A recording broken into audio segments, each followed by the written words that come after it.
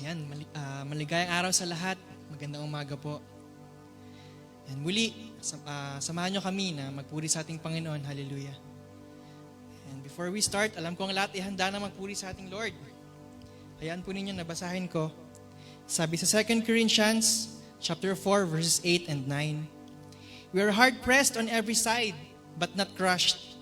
Perplexed, but not in despair. Persecuted, but not abandoned. Struck down, but not destroyed. Hallelujah! Talagang napakabuti ng ating Lord. Kaliwa kanan man ang challenges na pinagdaraanan natin ngayon. Still, ang ating Panginoon nandyan at hindi niya tayo pinababayaan. Hallelujah! Kaya ngayong oras na ito, samahan niyo kami at bigyan natin ng sapat-tapat na papuri para sa ating Diyos. Hallelujah! Hallelujah! Yes, Lord, we worship you!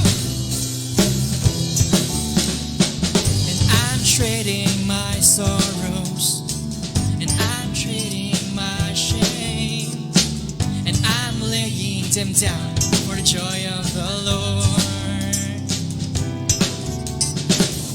I'm trading my sickness, I'm trading my pain, and I'm laying them down for the joy of the Lord. Yes, Lord. Yes, Lord. Yes, Lord. Yes, yes, Lord. Yes, Lord. Yes, Lord. Yes, yes, Lord. Amen. I'm trading my sorrows. Yes, Lord. I'm trading my shame. I'm laying them down for the joy of the Lord. And I'm trading my sickness, and I'm trading my pain, and I'm laying them down for the joy of the Lord. Say yes, Lord, yes, Lord, yes, yes, Lord, yes, Lord, yes, Lord, yes, yes, Lord, yes, Lord, yes, Lord, yes, yes, Lord, amen. Say yes, Lord. Say yes, Lord, yes, Lord, yes, yes, Lord. Yes, Lord, yes, Lord, yes, yes, Lord. Yes, Lord, yes, Lord, yes, yes, Lord, amen. I am pressed but not crushed, persecuted, not abandoned, struck down but not destroyed. I am blessed beyond a curse, for His promise will endure, for His joy is gonna be my strength. Though the sorrow may last for the night, the joy comes with the morning. Hallelujah! I'm trading my sorrows, I'm trading my shame, and I'm laying them down for the joy of the Lord. Come on! And I'm trading my sickness, and I'm trading my pain, and I'm laying them down for the joy of the Lord. Trading my sorrow, and I'm trading my sorrow, I'm trading my shame, and I'm laying them down for the joy of the Lord. Yeah, yeah, yeah. I'm trading my sickness, I'm trading my pain, I'm laying them down for the joy of the Lord. Once again, we're trading our sorrows, and I'm trading my sorrows, I'm trading my shame, I'm laying it down for the joy of the Lord. Come on, lay it down, lay it down. And I'm trading my sickness, I'm trading my pain, I'm laying them down for the joy of the Lord. Sing, sing, sing, yeah. La la la la la la la la la la la. La la la la la la la la la la la. La la la la la la la la la la la la. Whoa. La la la la la la la la la la la. La la la la la la la la la la la. La la la la la la la la la la la la.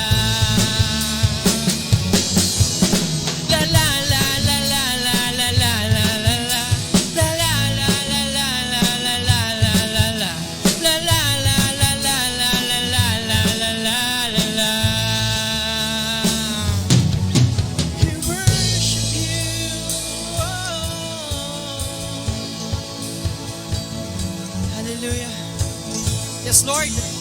Tagapin mo lahat ng papuri namin ito sa iyo lamang. Hallelujah! Amen. Worship you. Amen. Amen. Hallelujah. All praises para sa iyo lamang, Panginoon. It's Jesus.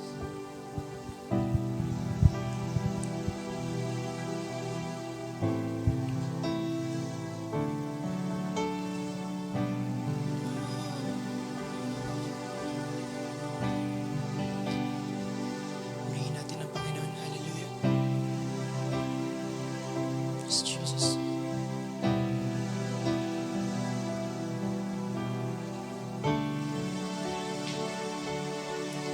Kagalakan mula sa'yo'y kalakasan ko. Nais ko'y manahan sa presensya mo. Buong puso at buong lakas, isip at kaluluwa, Panginoon, minamahal kita. Ikaw ang aking buhay at pag-asang tunay.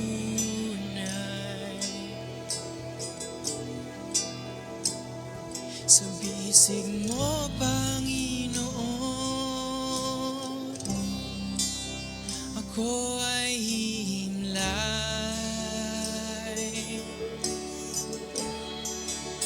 Tamis ng iyong pag-ibig,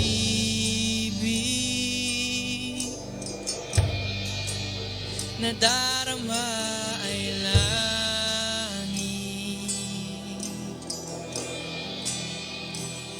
Sa piling mo, Panginoon, kailanmay di ko pagpapalit.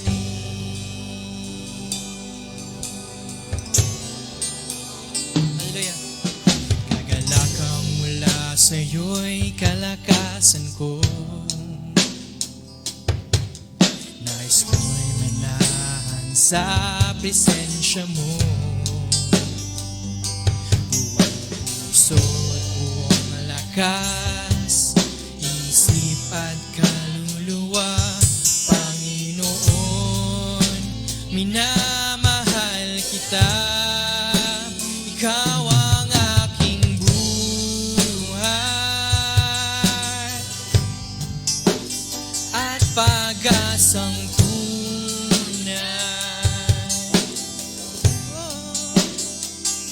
Sa bisig mo, Panginoon, ako ay hihimlay.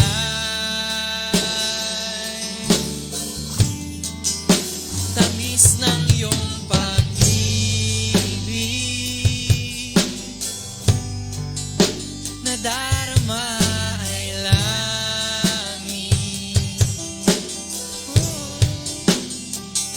Sa piling mo, Panginoon, kailanman di ko'y pagpapalit. Ikaw ang aking buhay, ikaw ang aking buhay at pag-asang tunay.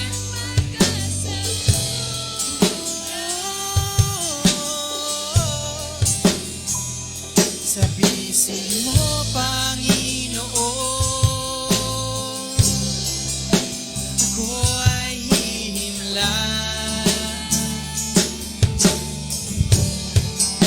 Tamis ng iyong pag-ibig,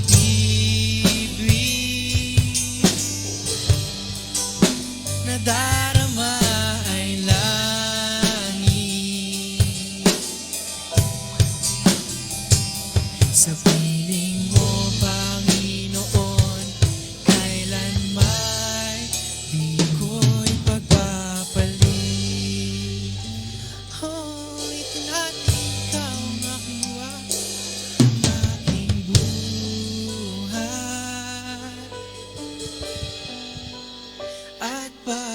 pag-asang tunay. Yes, Lord. Sa bisig mo, Panginoon, ako ay hihimlay.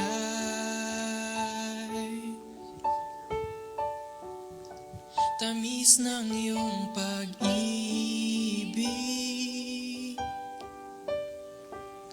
nadarama ay langit. Hallelujah. Sa piling mo, Panginoon, kailanman di ko ipagpapalit.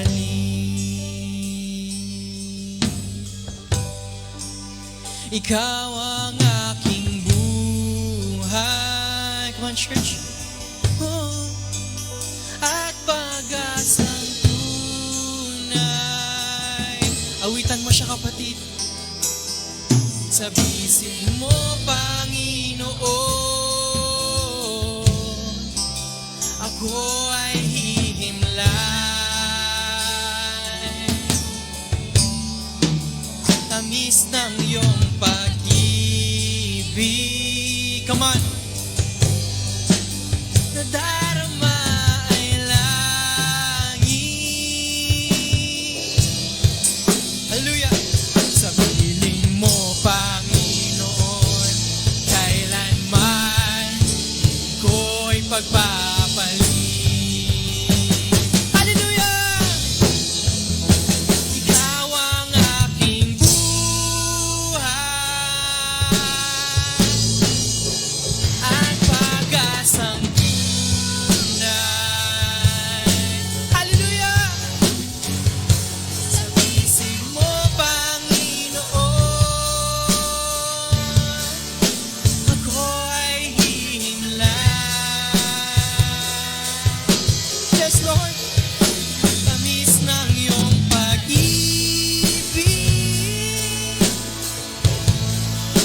nadarama ay langit. Sa piling mo, Panginoon, kailanman di ko'y pagpapalit. Hallelujah! Ikaw ang aming buhay, Panginoon. Ikaw ang aking buhay at pag-asang tunay. Yes, Lord. Ikaw lamang at wala ng iba.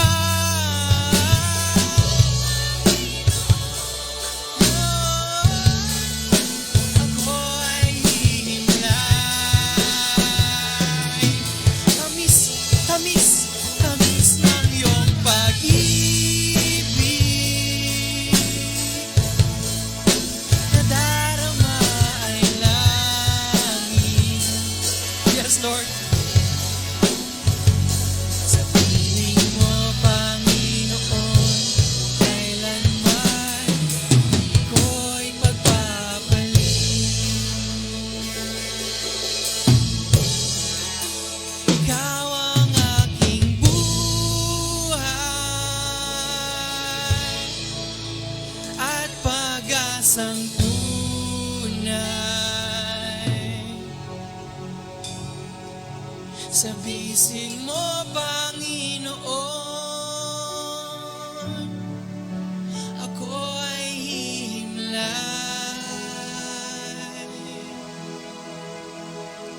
Tamis ng iyong pag-ibig,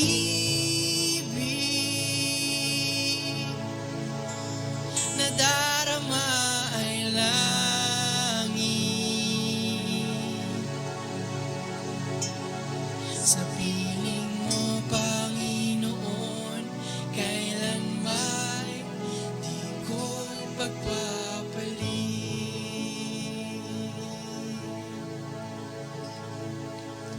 Sa piling mo, Panginoon, kailanman di ko'y pagpapalit. Sa piling mo, Panginoon, kailanman di ko'y pagpapalit.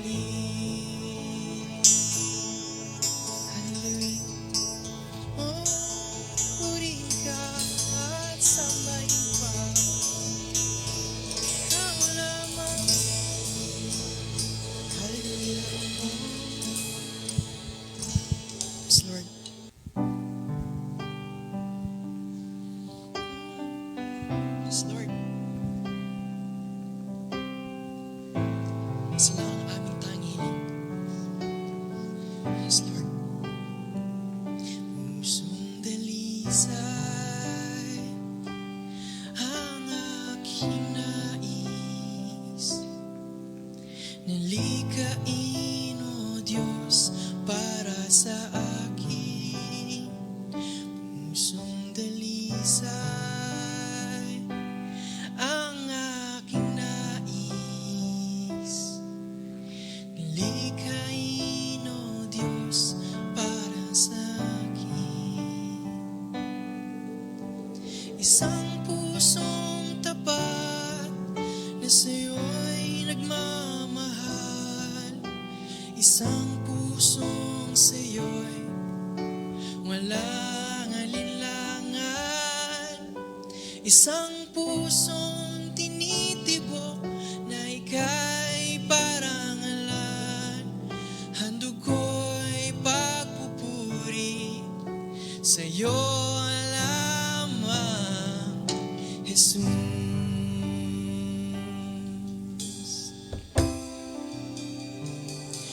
Pusong dalisay, as Lord, ang aking nais. Hallelujah.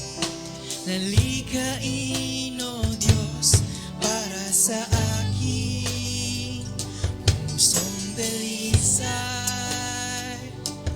ang aking nais.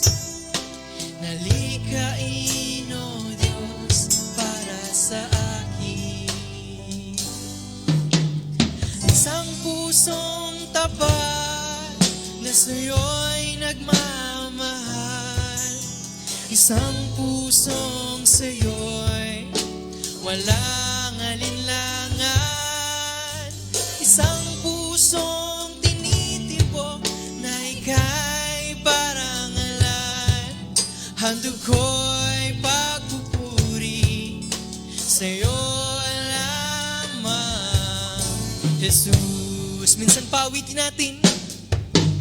Isang pusong tapat na sa'yo'y nagmamahal, isang pusong sa'yo'y walang alinlangan, isang pusong tinitibok na ika'y parangalan. Handog ko'y pagpupuri sa'yo lamang, Jesus. Isang pusong tapat na sa'yo'y nagmamahal, isang pusong sa'yo'y walang alinlangan, isang pusong tinitibok na ika'y parangalan. Handog ko'y pagpupuri sa'yo lamang, Jesus. Isang pusong tapat na sa'yo'y nagmamahal, isang pusong sa'yo'y walang alinlangan, isang pusong tinitibok na ika'y parangalan. Handog ko'y pagpupuri sa'yo lamang, Jesus. O minsan pa, isang pusong tapat na sa'yo'y, hallelujah, isang pusong sa'yo'y walang alinlangan.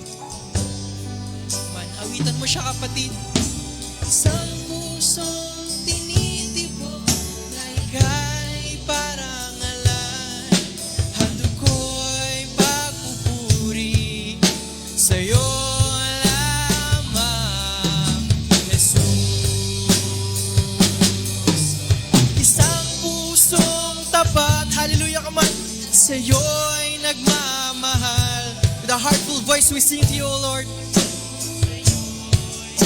Walang alinlangan, isang pusong tinitibok na ika'y parangalan. Handog ko'y pagpupuri sa'yo lamang, Jesus. Isang pusong tapat na sa'yo'y nagmamahal. Isang pusong sa'yo'y walang alinlangan. Isang pusong tinitibok na ika'y parang alam. Handog ko'y pagpupuri sa'yo lamang, Jesus. Come on, for the last time. Isang pusong tapat na sa'yo'y nagmamahal. Isang pusong sa'yo'y walang alinlangan. Isang pusong tinitibok na ika'y parang alan. Handog ko'y pagpupuri sa'yo lamang, Jesus. Handog ko'y pagpupuri sa'yo lamang, Jesus.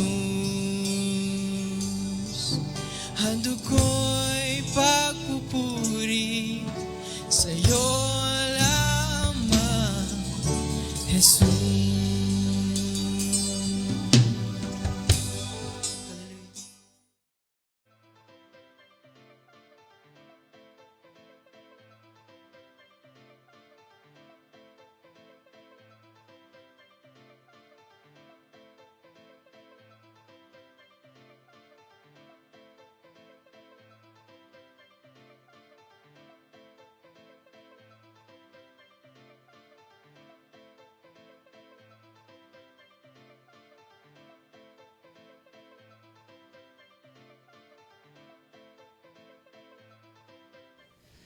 Good morning, Lord of Harvest. Magandang umaga po. Ang araw po ito ay ginawa ng Panginoon. Ngayon ay, ngayon? Malapit na ang Pasko. Malapit na ho ang Pasko. Parang 1 month na lang. Sabihin nga ho ninyo sa inyong mga katabi, Merry Christmas.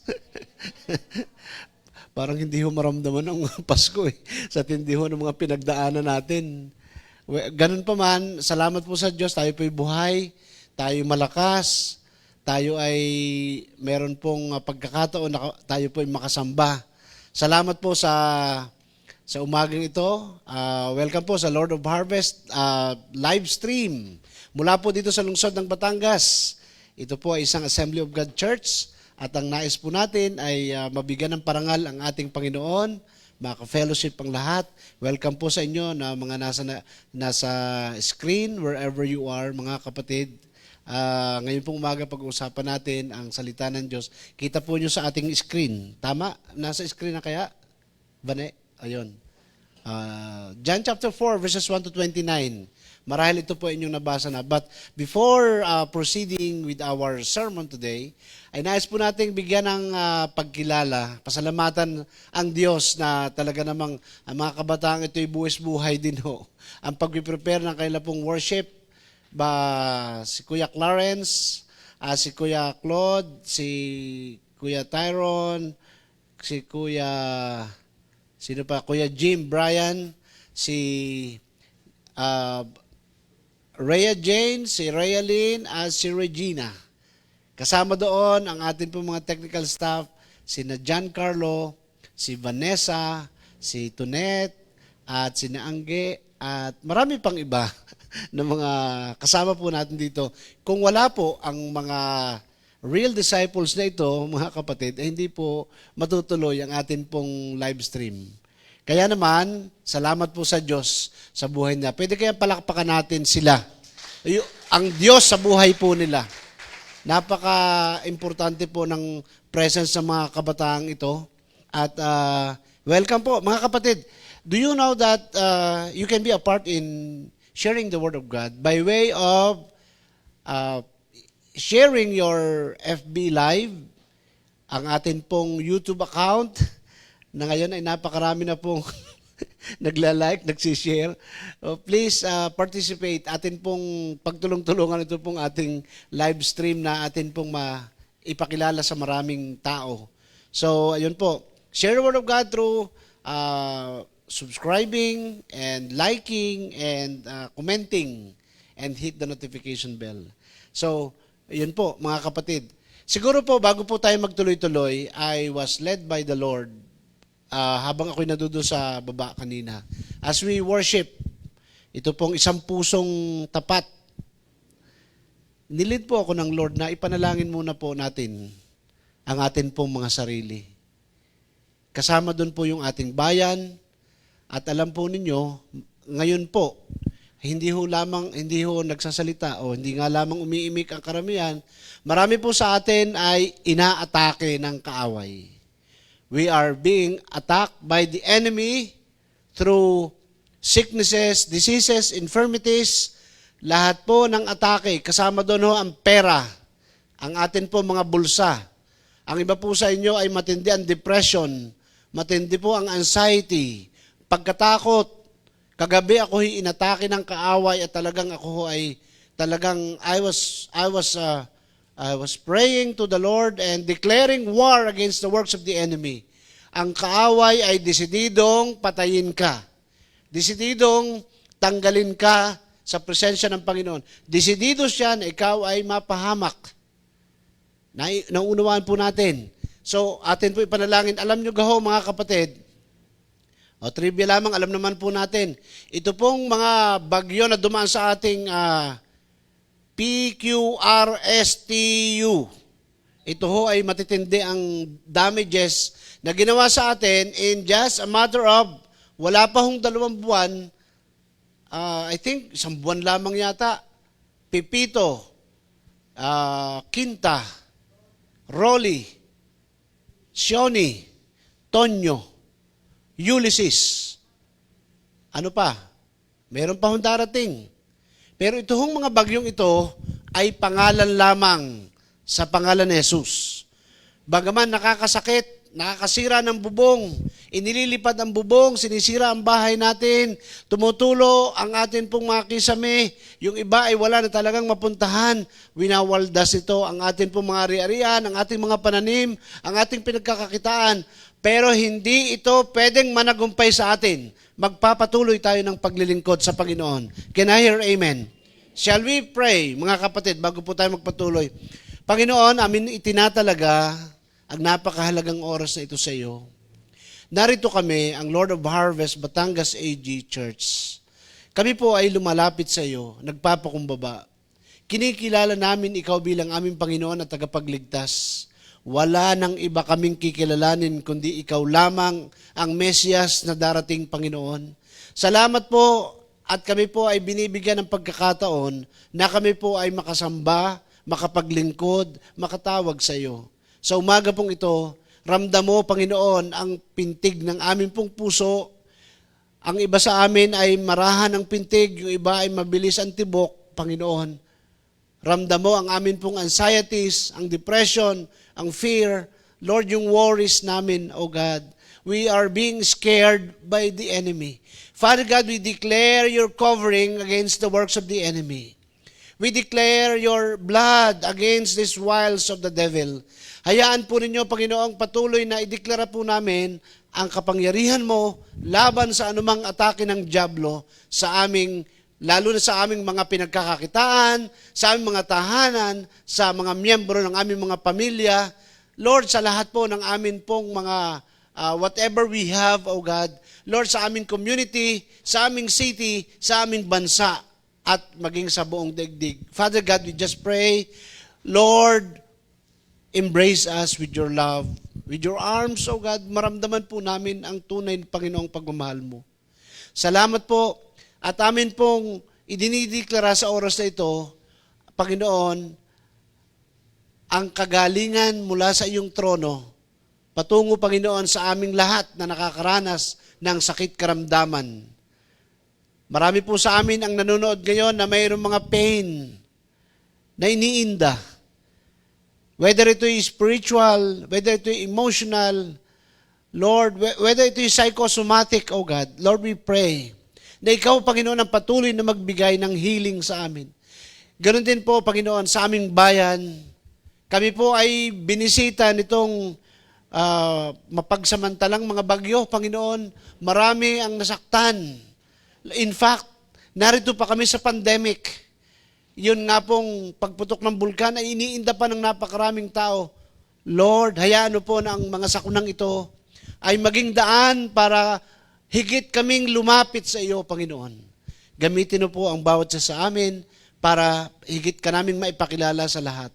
Salamat po, naniniwala kami at nagtitiwala kami sa iyo, you will provide for all our needs, even down to the single centavos ng amin pong mga pangangailangan. Ikaw po ang magpo-provide ng lahat ng ito. We strongly believe to that in Jesus' name. Ang amin pong mga checkbook, Lord, ang amin pong mga savings account, Lord, ang amin pong mga debit cards, ang amin pong mga pinagkakakitaan, lahat, Panginoon. Lord, even yung aming GCash, yung aming Paymaya, Lord, yung aming PayPal, ang lahat po, Panginoon, ang pwedeng daanan ng resources, Panginoon, yung Palawan, maging ang Luwildir, lahat ng yan, Panginoon, idideklara po namin na ito'y magamit para kami po ay, Lord, yung mga blessing mo ay dumating sa amin. Kung saan ito manggagaling, hindi po namin alam. But we believe, Lord, kung paano sa panahon ni Elijah, ay nagpadala ka ng uwak, Panginoon, magpapadala ng pagkain, umaga at hapon. Lord, yung Brook of Cherith ay hindi tumitigil, Panginoon. At ang tumigil, Panginoon, mayroong isang babaeng balo. Therefore, Lord, we declare, hindi ka magkukulang sa amin, Panginoong Hesus. Bagaman kami ay laging kulang, Lord, you never fail to continually love us. Salamat po. Ang mga nawala sa aming mga bagay at mga, Lord, yung tinitreasure namin, Panginoon, ang lahat po ng ito ay ibabalik mo, Panginoon, twofolds. Twofolds, Lord. Hindi lang single or one-fold, Lord. Twofolds. Dodoblehin mo, Panginoon, ang nawala, Panginoon, mga bagay, Panginoon, sa aming buhay. Salamat po. Kami po'y masaya dahil kami ay nakapagpupuri sa iyo sa gitna ng pinaluag na GCQ, kami po ay masaya. Nakakapagsama-sama kami, bagaman may mga health protocols kaming pinagdadaanan. Purihin ang dakilang pangalan mo. Be honored, O God. Be honored, Lord, sa lahat po ng aming gagawin. At lahat po ng mga taong tumutulong, naka-network, sumusuporta sa ministry nito at sa bawat sa amin, Lord, let your abundance be upon those hands, O God. Purihin po ang iyong dakilang pangalan sa pangalan ni Jesus. Amen. Amen. Amen. Palakpakan po natin ang ating Panginoon. Hallelujah. Nakakabagbag talaga. It is really trouble ho itong panahong ito, mga kapatid. Pero wag ho kayong mag-alala. May mas matindi pa mga trouble tayong mararanasan. Hindi ho ako nagpo-pronounce ng negative. Mahina pa ito ang atin pong nararanasan. Pero kaya tayo nakakaranas ito, piniprepare tayo ng Panginoon para pagdating ng panahon ng kahirapan, ikaw ay nakahanda na. At ikaw ay matatag na. Minsan ay parang nakalugmo ka na, pero salamat sa Diyos at siya ho ay nananatiling tapat sa ating buhay. Say tapat kailan paman. Amen. Amen. So, are you there? John chapter 4 verses 1 to 29. Pinrepare ko po itong PowerPoint na ito. Medyo mahaba po siya, pero para ating maunawaan, di atin pong pakinggan. In fact, dapat po ikaw talaga ang nagbabasa nito. Kaya, lalo na po yung pag-prepare nito, akin pong babasahin, John chapter 4 verses 1 to 29. Nabalitaan ng mga Pariseo na si Jesus ay mas maraming nahihikayat na magiging alagad at nababautismuhan kaysa kay Juan. Nalaman ito ng Panginoon. Bagaman hindi si Jesus mismo ang nagbabautismo, kundi ang kanyang mga alagad. Kaya umalis siya sa Judea at bumalik sa Galilea. Kailangan dumaan siya sa Samaria. Dumaan siya sa isang bayan na tinatawag na Sychar. Sabihin natin, Sychar. Malapit ito sa bukid na binigay ni Jacob sa kanyang anak na si Jose. Dito matatagpuan ang balon ni Jacob. Dahil napagod si Jesus sa paglalakbay, umupo siya sa tabi ng balon. Halos katanghalian na noon. May isang Samaritanang dumating upang umigib at sinabi ni Jesus sa kanya, "Maaari bang makiinom?" Wala noon ang kanyang mga alagad dahil sila'y bumibili ng pagkain sa bayan. Sinabi sa kanya ng babae, "Ikaw ay Hudyo at Samaritana naman ako. Bakit ka humingi sa akin ng inumin?" Sinabi niya iyon sapagkat hindi nakikihalubilo ang mga Hudyo sa mga Samaritano. Sumagot si Jesus, "Kung alam mo lamang ang kaloob ng Diyos at kung sino itong humingi sa iyo ng inumin, ikaw ang hihingi sa kanya at bibigyan ka niya ng tubig na nagbibigay buhay." Sabihin po natin, nagbibigay buhay. Nagsalita ang babae, "Ginoo, malalim ang balong ito at wala ka namang pansalok. Saan ka kukuha ng tubig na nagbibigay buhay? Ang balong ito'y pamana pa sa amin ng aming ninunong si Jacob. Dito siya uminom, gayon din ang kanyang mga anak at mga hayop. Higit ka pa ba sa kanya?"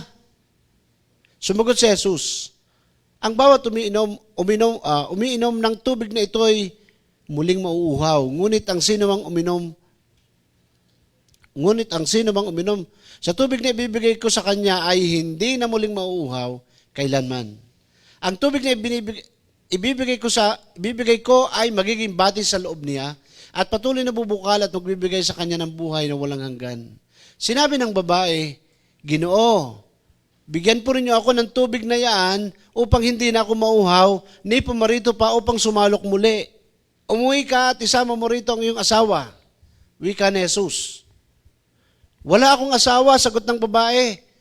Sinabi ni Jesus, "Tama ang sinabi mong wala kang asawa sapagkat 5 na ang iyong naging asawa at ang kinakasama mo ngayon ay hindi mo asawa. Totoo ang sinabi mo." Sinabi ng babae, "Ginoo, palagay ko ay isa kang propeta. Dito sa bundok na ito sumamba sa Diyos ang aming mga ninunong, ngunit sinabi ninyong mga Hudyo na sa Jerusalem lamang dapat sambahin ang Diyos."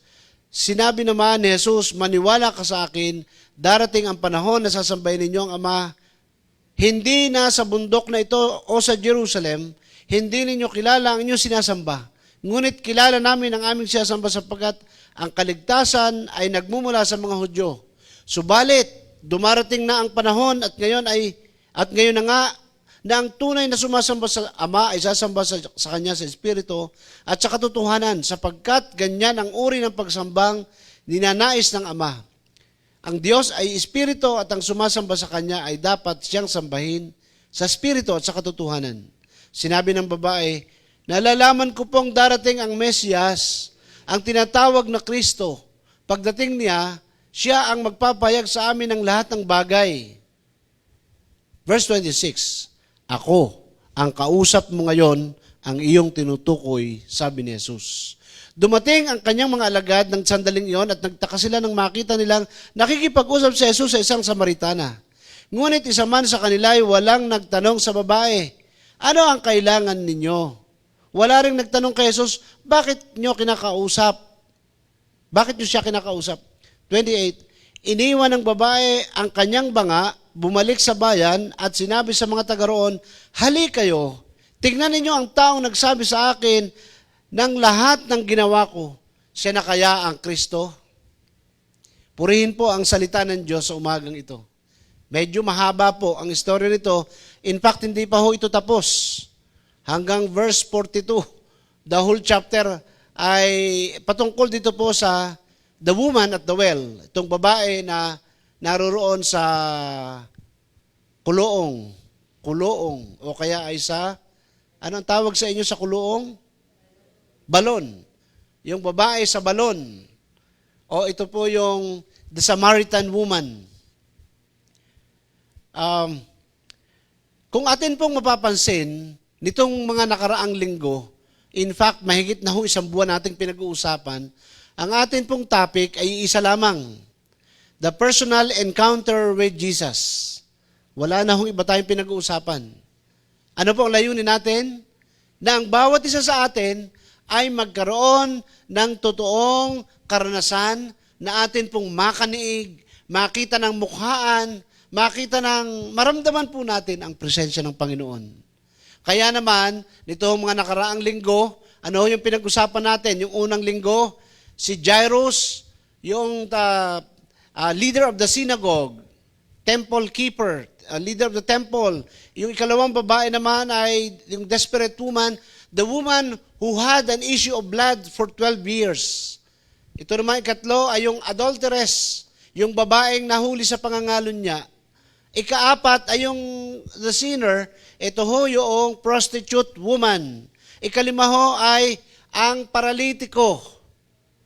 Pero kung inyo pong titingnan, yung ikalima o yung apat nating pinag-usapan, unang apat na mga karakter, silang lahat ay lumapit sa Panginoong Hesus. Pero ito pong ikalima na paralitiko, siya ang nilapitan ng Panginoong Hesus. Lalo na ho itong atin pong bida ngayong umaga, ang babae sa balon. Walang ibinigay na pangalan si Apostle John sa kanya pong sinulat na ito.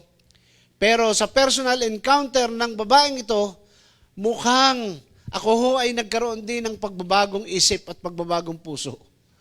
At nawa ay ito po ay maramdaman din natin, mayroong apat na lesson na nakuha ko na akin pong ibabahagi sa inyo. Hindi ho marami ang atin pong mga talata, and it is for you to do your research. Kayo na po ang mag-aral, kayo na ang magbasa ng mas malalim na maunawaan ninyo kung ano yung kahulugan nito sa buhay po ninyo. Ano, mga kapatid, truth encounter. Ano po yung truth encounter? Dalawa ang alam kong encounter na pinag-uusapan natin sa Biblia. Yung isa ay power encounter. Sabihin natin, power encounter. Ang power encounter ay kapag ka naranasan mo yung kapangyarihan ng Diyos. Naranasan mo yung kapangyarihan ng Diyos ay may it be a miracle on your part, or maaaring kayo nakakita, naka-witness kayo ng miracle display ng Panginoon. Yun po ay power encounter. Ang power encounter, example nito ay yung pagpapalayas ng demonyo. Sino ho dito yung nakakita na ang mga demonyo ay pinalaya sa tao? Yung nakakita na ho kayo ng deliverance. So, ilan sa inyo, kahit hindi pa kayo tumataas ang kamay, nakakita na kayo. At yung iba sa inyo, may nakasakay pang demonyo. At hindi ho nag-amen ang may nakasakay na demonyo. Talaga? Sabihin nga po natin, amen. Para ho kayo natatakot ngayong umaga. Parang gusto kong magbigay ng isang kwento, kaya lang nalimutan ko yung kwento ko. Alam niyo, ang power encounter ay napakahalaga sa buhay ng tao. Maranasan mo yung kapangyarihan ng Diyos. Maranasan mo yung kakaibang electricity na ipararanas sa iyo ng Panginoon. Ano ho ang mangyayari sa iyo? Di iiyak ka na lamang. Iiyak ka na at papalahaw ka dahil may matinding ginawa ang Diyos sa buhay mo. Yung ikalawa ho ay truth encounter. Ano yung truth encounter? Nakarinig ka ng salita ng Diyos, may it be from your reading or from other people who are preaching the Word of God, o kaya naman ay basta ang Word of God ay iyo po narinig ng iyong tenga. Kapag ka ikaw ay nagkaroon ng truth encounter, ano po mangyayari sa iyo? Lalaya ka, siyempre. Yung iba sa inyo, kapag ka nagkaroon ng truth encounter, sasama ang loob mo. Ano po example ng truth encounter? Nag-preach si pastor. Pakiramdam mo, pinatatamaan ka. Tingnan mo naman, pinatatamaan na naman ako ni pastor. Eto, sinisingle out na naman ako. Kapatid, yun po ay truth encounter sa iyo, katotohanan na ang dapat doon ay tanggapin mo. Pero minsan, kapag ka hindi mo ito tinanggap, ay hindi ka makakaranas ng magandang resulta nito. So kapag ka merong rebuke at merong salita na nagbibigay ng katotohanan sa iyo, tanggapin mo. Can I hear amen? Ay ako nga hindi nababalik sa church niyan. Lagi na lamang ako nire-rebuke Lagi na lamang ako sinasabihan. Kapatid, hindi po pastor ang ginagamit sa buhay. Maaaring pastor ang ginagamit, pero ang Lord ay nangungusap sa iyo para ikaw ay magsisi sa iyong ginagawa. Iyon po ay truth encounter. Pero kung ikaw ay nagpakumbaba at nangangaral ng salita ng Diyos si pastor at sinasabi mo, parang ako yung tinutukoy. Lord, kung ako man yun, ako po ay humihingi ng tawad. Alam ko po, Panginoon, ako yung sinasabi doon sa kwento. Alam mo kapatid, kapag ganyan ang attitude mo, you will be set free. You will experience freedom today. You will experience deliverance today. You will experience the signs and wonders of the Lord. Mararanasan mo ang kalayaan ng Diyos na buhay. Yun po yung truth encounter. Minsan naman, nagbabasa ka ng Word of God. At sa iyong pagbabasa, hello? Sa iyong pagbabasa, minsan may revelation sa iyo. Zechariah chapter 3, verse 7. Binabasa ko ito minsan, ako'y nananalangin, Panginoon, ano po ang gusto mong ipagawa sa akin? Ano po ang gusto mong gawin ko? At habang ako'y nananalangin, bigla akong dinala ng Lord, ipinabuklat sa akin yung Zechariah chapter 3, verse 7. At pagbuklat ko doon, ang nakasulat doon, kung lalakad ka sa aking mga landas at susundin mo ang mga utos ko, ikaw ang pamamahalain ko sa aking templo at maging sa buong paligid ito. Alam niyo, ako'y umiyak ng matindi. Dahil ramdam ko sa aking binabasa, ang Lord na nangungusap sa aking puso, yun pala ay tinatawag ako ng Lord bilang pastor. Matagal bago ko na-realize yun. Pero hindi ko malilimutan yung Zacarias na yun, chapter 3. So ano ho yung truth encounter mo?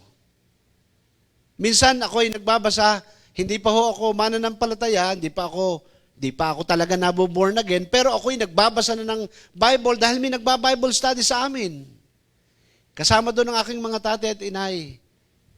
Tuloy pa ako ng pagsisigarilyo, tuloy pa ako ng pagbabarik, at ang aking mga bisyo-bisyo, tuloy pa ho yun.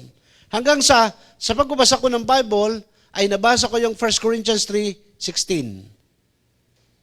Hindi nyo ba alam na ang templo ng Diyos, ng inyong katawan ay templo ng Diyos? Parurusahan ni Yahweh, magwawasak nito. Habang aking binabasa ito, ako'y napahawak sa aking dibdib. Nako, ang aking palang katawan ay templo ng Diyos. So yung sigarilyo na pumapasok, yung nikotina o yung usok na pumapasok sa aking baga, ay unti-unti palang magwawasak ng katawan na ito, na templo ng banal na spirito. At maaaring, ay naku Lord, huwag ka na mga alis sa akin, Panginoon. Alam niyo po, yun ang nagbigay ng conviction sa akin para tumigil akong mag-inom. Tumigil ako ng paglalasing. Of course, hindi naman ganun kasimple. That is an example of truth encounter. Ano yung truth encounter sa iyo? Minsan ang truth encounter ho, ay masakit. Magagalit ka pa nga doon sa mga tao nagdi-deliver nito. Pero later on, marirealize mo, tama naman ang sinabi niya. Negative lamang ang iyong approach. 4 na lesson mula doon sa babae, doon sa balon, na may truth encounter. Or sa truth encounter, number 1, truth encounter, reveal the inner thoughts. Reveal the inner thoughts. Atin pong bigyan ng history. Pastor, bakit ka ho yung babaeng iyon? O bakit ka itong mga disipulo? At ang Panginoong Yesus ay doon pa dumaan. Doon pa dumaan sa Samaria. Bigyan ko po kayo ng background. Nung panahon na after si King Solomon, pumalit ang kanyang anak na si Jeroboam o si Jeroboam. Pumalit yung kanyang anak. Yun na, doon na hunog umpisa na nahati ang kaharian ng Israel. 10 tribe ang napapunta sa Israel, ang naging capital nila ay Samaria. Pero yung kabila naman ay Judea, ang 2 tribo ang napunta sa kanya. 2 tribo. Ang naging capital ay Jerusalem. So ito pong dalawang ito, yung Jerusalem, itong Judea, na naging capital ay Jerusalem, ito ho, mas marami ho ditong naging hari na matitino. Maayos ang kailang isip.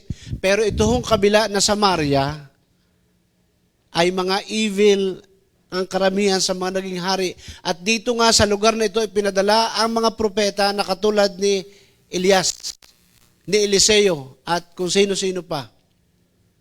Kung inyo pong titingnan, mga kapatid, bago pa nahati, ay meron na hong naging problema. Or pagkahati, nagka-problema na. Ang ginawa ng hari ng yung Assyrian king, kinuha yung mga Israelita mula dito po sa Israel. Yung 10 tribo, kinuha ang karamihan doon at dinala sa ibang bansa. At yung mga taga-ibang bansa na mga hintil, yun ang dinala dito sa Israel. Kaya nagkaroon po ng mixed race. Mixed race. Kaya yun po kanilang mga pagsamba ay hindi na ho totoo. Kumbaga ho ay paragahong ang dami na ho nilang migrants dahilan sa ginawa ho ng mga sumakop sa kanila, kaya nagkalabo-labo na ang pagsamba ng mga Israelita sa Panginoon. At dahil sa ito po'y galing ibang bansa, marami doon ay sumasamba sa Diyos-Diyosan. Kaya pagdating nila ng Israel, ng capital ay Samaria, karamihan sa mga tao doon ay may mga ribulto. Sumasamba sila sa mga Diyos-Diyosan. Karamihan doon ho ay may mga asawa. Maraming tao doon ay may maraming asawa. Nagpa-practice sila ng iba-ibang kultura. Yun po ang istorya noon. Kaya nga, ang mga Hudyo ay galit dito sa mga taga-Samaria kasi paragahong sinalaula nila yung kulturang Israel, ng Israel. Kaya yun hong malaking bahaging yun, kumbaga naririto ho sa taas ang Judea, naririto yung Jerusalem, ito yung sentro ng pagsamba. At bago ka makapunta ng Galilea, nandito sa baba, dadaanan mo yung Samaria. Ang ginagawa ng mga mga Hudyo o ng mga taga Jerusalem mismo ay umiikot sila ng malayo. May 2 araw na travel bago pa sila makarating doon sa Galilea, doon sa province ng Panginoong Hesus. Pero magtataka ka naman, dahil sila ho ay hindi nakikipag-usap. Bukod sa nung unang panahon ay uso na ho yung face shield. Uso na rin ho yung mask. Nakatakip ho ang kailang mga, at hindi sila nakikipag-usap. Hindi sila nakikipagpulong. Pero alam nila kung ano ho ang itsura ng mga Hudyo. Anong itsura nila? Karamihan sa kanila ay may tassel yung damit. Yung may laylayan, may hem. Kasi doon yun ho ang kanilang kultura, sabi ng Panginoon, ang laylayan ng inyong damit ay lagyan nyo ng hem. Katulad ng hinipo, noong babaeng, the desperate woman, lahat po ng lalaki doon at babae may laylayan ng damit. Kaya alam ng mga taga-Samaria o ng taga-Israel kung yan ay Hudyo. Are you with me? Do you understand? Alam nila, ay, Hudyo ito. At hindi ho sila makikipagpulong. Tutungo sila o kaya ay iiba ng lakad. Pero, at hindi ho talaga sila dumadaan dito sa lugar ng Samaria. Kaya ang ginagawa nga nila, yung traditional way nila, galing Jerusalem, umiikot sila muna dahil kaaway nila itong mga Samarians. Hindi ho talaga ito mga tunay na mga Israelita. Sila ho ay galing ibang bansa na nagkahalo-halo na doon. May Hudyo, nagkaroon na ho sila ng mixed race. So hindi nila na maintindihan. Kaya puro pagsamba sa Diyos-Diyosan ang ginagawa nila. Kaya naman, iniiwasan nila ito. Dumating na po ang sitwasyon na ito. Sabi ng verse 1, nabalitaan ng mga Pariseo na ang Panginoong Hesus ay maraming naaakay. Marami ho siyang disciple na sumusunod sa Kanya at nabalitaan nila na nagbabautismo si Jesus, although may paliwanag naman, Jesus was not the one baptizing those who are following Him, kung hindi yung kanyang mga disipulo. Are you with me? So, ganun po ang ginagawa nila. So, napansin ng Panginoon, sandali lang, delikado ang buhay ko ngayon. Kaya ako'y bumalik muna doon sa Galilea. Remember, ito John chapter 4. Sa John chapter 3, nagkaroon siya ng encounter with Nicodemus. Na-encounter niya si Nicodemus. Isa pong mataas na uri ng Pariseo. And then, parang sikat na ang Panginoong Hesus. Kaya sabi ng Lord, teka muna, magpapalamig-lamig muna ako sa Galilea. So siya po, kaya lang, iba ho yung kanyang track na dinaanan. Hindi ho siya suminsay, ka nga dito sa atin sa Batangas, hindi siya suminsay o lumipos. Siya ho ay dumaan, nag-shortcut siya. At ang shortcut na yon, ang dadaanan mo yung Samaria, at madadaanan mo yung isang bayan ng Sychar. Sabihin natin, Sychar. Yung Sychar na yon, naroroon yung Jacob's Well. Ito ho yung kuluong o balon na ipinahukay ni Jacob na pinatabunan ng mga Pilisteo na hinukay uli. Hinukay uli. Kaya ito ho ay malaki ang role sa history ng Israel. Kumbaga ho ay parang may monumento sila doon. At yung tubig na yung balon na yon ay importante sa kanila. Kaya ang sabi doon, in the 6th hour, sa English Bible, in the 6th hour, Jesus was so tired, kaya siya po'y nakakita doon ng isang balon at siya'y nagpahinga. So, ang sabi dito sa Mabuting Balita, magtatanghali. Yung 6th hour, umpisa sa alas 6 ng umaga, 6th hour ay alas 6, alas 12. Can I hear amen? Alas 12 po yun. Saan ho kayo nakakita? Ang Israel ho ay hindi katulad ng Pilipinas, mainit din sa lugar na yon. Saan kayo nakakakita ng iigib ay alas 12 ng tanghali?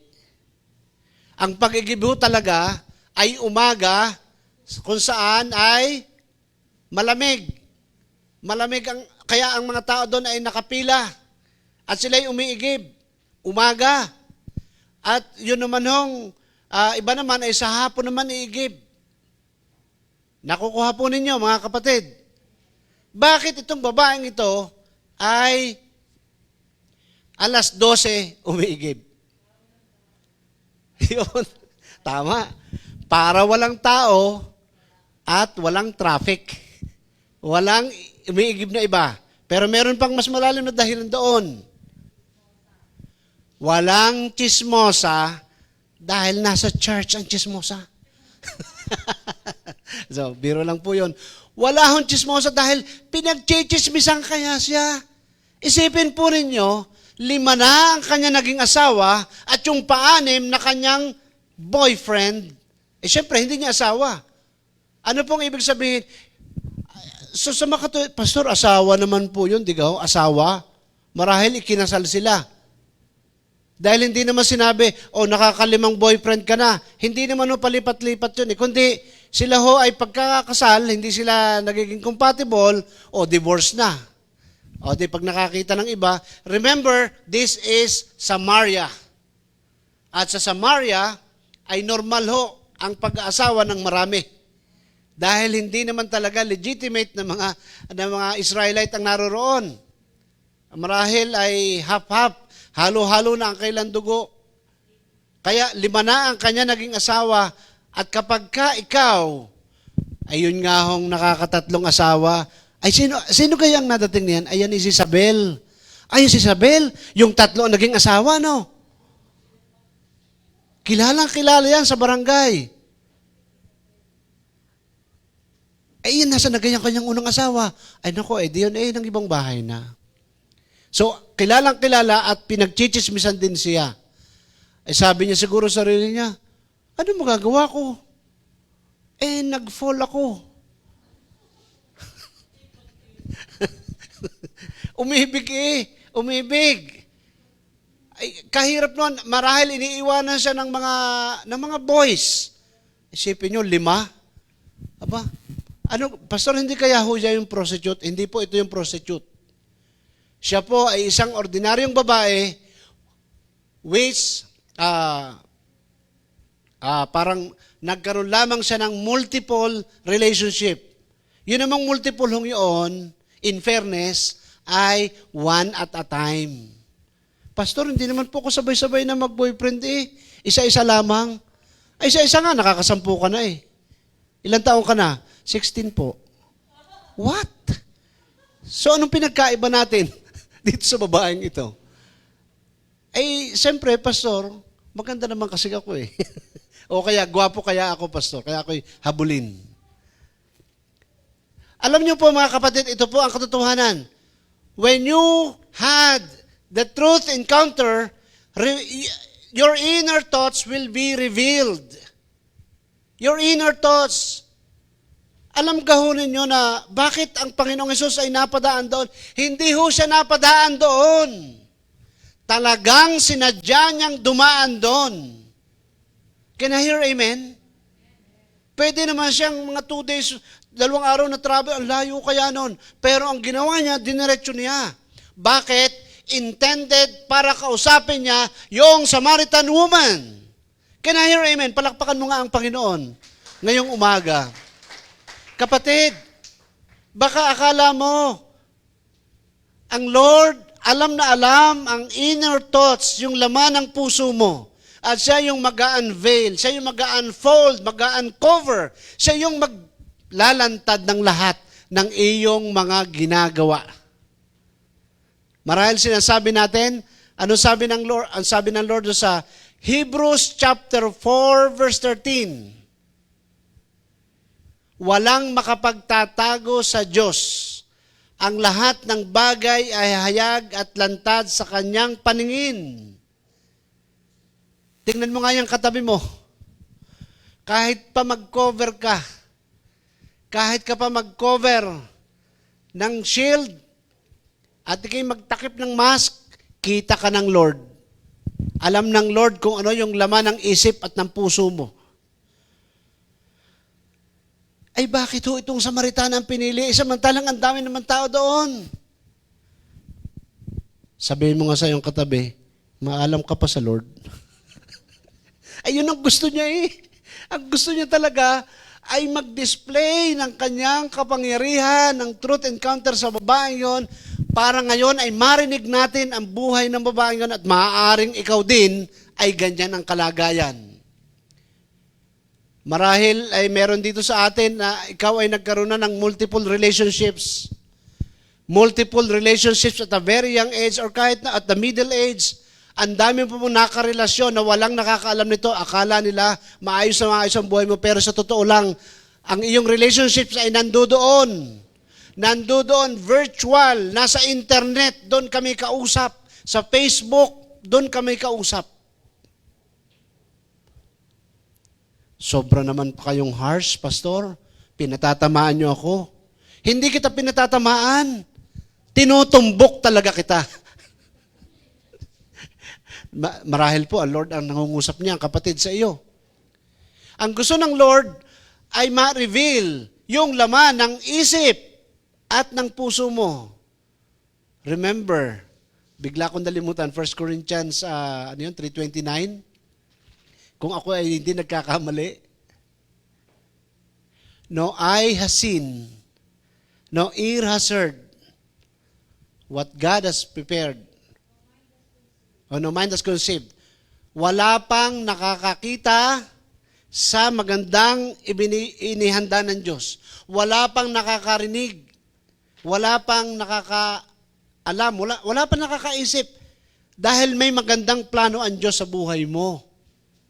Kung bakit ka ini-expose ng Panginoon. Marahil meron kang sekreto na kinuwento mo sa iyong kaibigan, and then ito naman kaibigan mo, out of excitement, kinuwento sa iba, kaya tuloy, nakakahiya. Ano po ang ibig sabihin nun? Kagagalitan natin yung nag-expose, pero kapatid, baka hindi mo alam, kaya ka na-expose. Ang Lord ang gustong mag-expose nun sa buhay mo. Para ano? Para ikaw ay matutong magpakumbaba sa Panginoon. Di nalaman ng iba. Naku, yan naman taong yan, mabaho ang paa. Huwag kayong lalapit yan, mabaho ang paa niyan.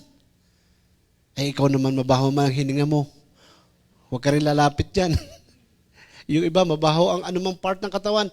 Kapatid, yun po ay minsan akala natin yung chismis lamang na sinisira nito. Dinidefame. Oral defamation ang ginagawa sa akin. Paninirang puri. Hindi kaya, totoo kaya yan? Nagagalit po tayo. Pero ang Lord ang talagang nag-reveal po noon. Ang Lord ang talagang naghahayag. Remember, walang makapagtatago sa Diyos.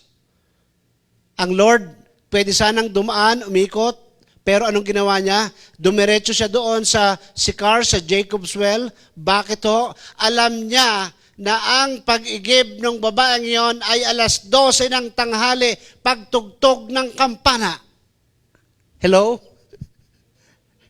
Bakit nga? Ay marami yung chismosa eh. Ikinukwento kaya yan, maraming sit-sit doon sa kanilang lugar. Kaya magtitiis siya sa arawan at dali-dali siya ng pag-igib at baka makita siya. Pagkukwentuhanan na naman niya, siya. Anong ibig sabihin po noon? Siya ho kaya ay nasasaktan din. Nasasaktan din ho. Meron ho akong feelings na na-hurt, pastor. Nasaktan ako. Tumigil-tigil ka nga dyan. Ikaw kaya may kasalanan. Remember, yun pong iyong laman ng puso, laman ng iyong isip, laman ng iyong kaluluwa, ay alam ng Diyos. Habang ikaw ay nakatingin ngayon sa akin sa umagang ito, kapatid, alam ng Lord, meron kang ginagawa o meron kang ginawa in the past na hindi nakalulugod sa Kanya. Ang kailangan mo lamang ay magsabi ng Amen. Sige nga, palakpakan natin ang ating Panginoon. Minsan isang araw, meron po akong minister na I had a chance to minister to a person. Magtiya, yung nagpapreho sa akin. At ito hong babaeng ito, na ang edad niya ho ay 15. 15 ang edad. Ay yung kanyang tiya ay siyempre nasa sa 40s na yon. So ipinagpray ko siya. Pero bago ko siya pinagpray, ano gaho ang kailangan kong ipagpray sa iyo? Sabi ko sa tiya, ay bahala na ako kayo, pastor, basta kakaiba ho ang batang yan eh. Kakaiba ho ang batang yan. Talaga ho yan ay kung managot sa akin ay gayon-gayon na lamang. Aba, ay sabi ko, dapat kausapin niyo muna. Hindi ho, pastor, pwede ko pag-pray niyo. So pinagpray ko po, nandun magkatabi yung tiya, magtiya. At nung aking po pinagpipray na, biglang sumigaw, "Wah!" At nagulat ang mga nanonood. Biglang sumigaw talaga, pati ako'y nagulat. Ade patuloy ko pong pinagpipray, nagdideklara ako. I was speaking in tongues. At bigla na lamang ang Lord ay nangusap sa akin, sabihin mo ito. Sabi ko daw, habang sumisigaw siya, ako ay nagsalita sa kanya. Kapatid, meron kang ginawa na ito'y masakit sa loob mo at hindi mo ito maamin. Mananagot ka sa harap ng Lord. Lalo siyang sumigaw. Sumigaw po siya. Umiyak siya ng umiyak. At sabi ko, nako, ang tagal na ho namin nagpipray na hindi tumitigil sa pag-iyak, sa pagpalahaw. At siya ho ay tumatalo, nagwawala. Sabi ko sa kanyang tiya, pwede ka kapatid na ikaw ay lumabas muna. So meron mong nag-a-assist sa akin, ibang tao. Labas muna ikaw ha, labas muna. And then maya-maya, nung umalis ang tiya niya, kinausap ko siya. Sabi ko, may problema ka. Hindi mo masabi, ano yon? Sabi niya, ako po pastor ay magtitinda sa tindahan ng aking tiya. Kaya lang ho, ako'y nakapangupit. Ay, ang nakupit ko ho ay may 500 na. Ay, ako po ay nagsisisa sa Diyos. Sabi, ay, anong gusto mong gawin? Kapatid, ang maganda nung sabihin mo sa tiya mo, hindi ko kaya sabihin. Ay, nasa sangkan tiya mo, yun hong umalis.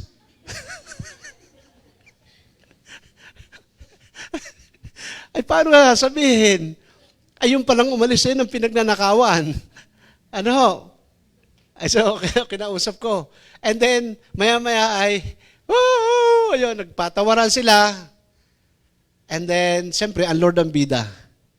Can I hear amen? Akala mo kayang itinatago mo ngayon, maitatago mo talaga. Amen. Wala makapagtatago sa atin. Itong babae ho ito ay hindi lumapit sa Panginoon. Siya ho ay sinadya. Sasadyain ka rin ng Lord, kapatid. May araw ka rin, tandaan mo. Ano ko yun? Parang pinag-wait-witan. Yes, there is a time for you. Ang Lord ay mangungusap sa iyo. At ihahayag ng Diyos ang kanyang kapangyarihan sa buhay mo. Palakpakan nga po natin ang ating Panginoon. Kaya mahalaga po na tayo ho ay magbasa, na tayo ho ay mag-dwell. Isik natin yung presensya ng Panginoon dahil hindi mo talaga mauunawaan ang gustong ipagawa ng Lord sa iyo. When there is truth encountered, the inner thoughts are being revealed. Kaya kung ikaw ay meron pang sekreto dyan, maya-maya kausapin mo na yung taong ginagawa mo ng mali, dahil malalaman din yan, humingi ka ng tawad. Ikalawa, when there is truth encounter, there is admission of the guilt of sin. Admit the guilt of sin. Tingnan po ninyo, ang Panginoong Yesus ay nandoon sa arawan, tanghaling tapat. Umupo siya doon sa balon. Aba, maganda ho ang approach ng Panginoon. Pwede ka makainom. Pwede ka makainom. Aba, sabi ng babae, ay bakit naman ikaw nakikipag-usap sa akin? Di kayo hindi nakikipag-usap sa amin?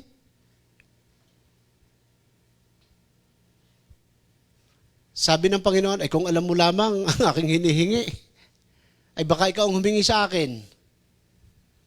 And then dumating po doon sa punto na sabi nga niya, I am the source, I am the living water. Nang sino mang umiinom sa akin ay hindi na muling mauuhaw pa. Kung ikaw ay umiinom diyan sa Jacob's well na ito, mauuhaw ka muli. Pero kapag ikaw umiinom sa akin, bibigyan kita ng tubig na hindi ka na mauuhaw muli. Sabi ng babae, Ginoo, pwede ka hong bigyan niyo ako ng tubig na yan? Ayoko nang mauhaw dito, ayoko muling umigib dito, kumuha ng tubig at gusto ko yung tubig na sinasabi niyo. Sabi ng Panginoong Hesus, gayon. O sige, tawagin mo ang asawa mo. Alam niyo yung pagsasabi ng Panginoon, ang tawagin ng asawa ay hindi ho nagkamali ang Lord. Talagang sinadya niya yon. Para lamang, ang tawag ho dyan ay leading statement. Para kang tinutulungan niya na mag-confess yung babae. Tawagin mo ang asawa mo. Wala po akong asawa. Sabi ng Lord, wala kang ang asawa? Tama ang sinabi mo. Dahil ang kinakasama mo, or ikaw ay nagkaroon na ng 5 asawa at ang kinakasama mo ngayon ay hindi mo asawa. Kaya sabi ng babae, wow! Wow, kilala. Ba't mo ko kilala? Propeta ka, no? Ikaw kay propeta? Alam po ninyo, mga kapatid, kapag na-encounter mo ang Lord, marirealize mo na yung ginagawa mo ay hindi tama. Marirealize mo na ang iyong ginagawa ay mali. Ang of course, makikita mo doon yung kabutihan ng Panginoon, pero laging lalabas yung mga hindi mo o yung mga mali na ginagawa mo. Lagi ko hong naalala yung Isaiah chapter 1 verses 18 to 20. Sabi ng Lord, paulit-ulit natin sinasabi, come, let us reason together. Halina kayo at tayo magliwanagan. Gaano man kapulangin yung kasalanan, ay papuputiin ko yan. Kasing puti ng niebe o ng yelo. Gaano man kapula, gaano man kaya karumi, kaya ko kayong linisin, sabi ng Panginoon. Katulad ng balat ng tupa, kaya ko maging kasing puti ang buhay nyo. Pero, Kapag kayo'y nagmatigas ang ulo, mamamatay kayo.